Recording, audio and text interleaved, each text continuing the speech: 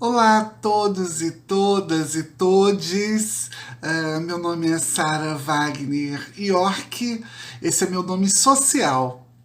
Eu sou uma pesquisadora trans e sou estudante da UERJ, da Universidade do Estado do Rio de Janeiro, sou uma mulher travesti e o meu nome no registro civil é Sara Wagner Pimenta Gonçalves Júnior.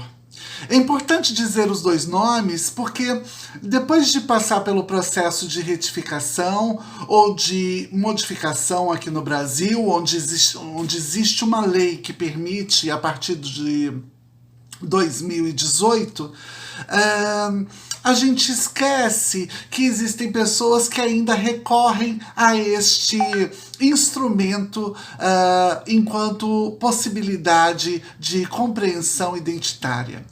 Pois bem, eu faço uso de nome social e faço o uso do meu nome no registro civil conforme a legislação desse país, do Brasil, me permite. Eu sou uma pesquisadora, faço parte do grupo de discussões e pesquisas da Universidade do Estado do Rio de Janeiro, do programa de pós-graduação, liderado pelo professor Fernando Pocai, que lidera o grupo de gênero, sexualidade, interseccionalidades em educação e em saúde. E o professor Fernando Pocai, ele sempre salienta a gente pensar como as coisas acontecem. E nesta dinâmica, enquanto pesquisadora, eu tenho exercitado pensar em como alguns corpos são destituídos dos processos educacionais, outros tão facilmente conseguem acessar os processos educativos e educacionais no Brasil, na América Latina e também no mundo.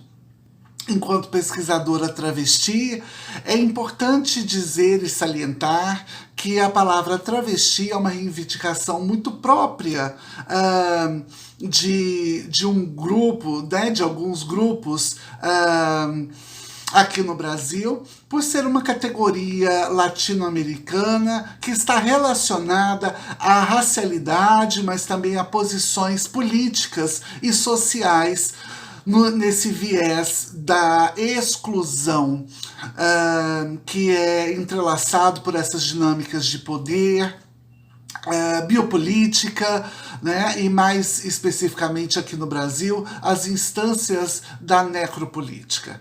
É importante que a gente saiba que o Brasil é o país que tem o maior número de mortes de pessoas trans no mundo, de assassinatos, né? É o país que lidera o ranking mundial. E isso não acontece de um modo fácil, isso não acontece com alguém que decide pegar uma faca e matar outra pessoa.